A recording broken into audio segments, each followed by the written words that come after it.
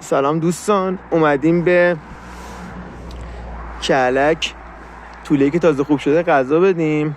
فقط خواستم یه چیزی رو بگم که بچه ها کامنت گذاشتن که آقا چرا نمیگی ساب کنید، کامنت بذارید و لایک کنید و اینجا حرفا.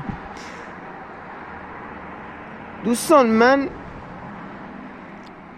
خوشحال میشم این کار رو انجام بدید، ولی اصل قضیه اینه که من اومدم توی پیجم یه کاری کنم یه ذره رابطه ما با حیوونا بهتر بشه، یه ذره بیشتر درکشون کنیم، مشکلاتشون رو بدونیم، غیر از این و کمک بهشون و یه ذرم درباره زندگیشون و چیزایی که دوست دارن ندارن، همین در همین حد.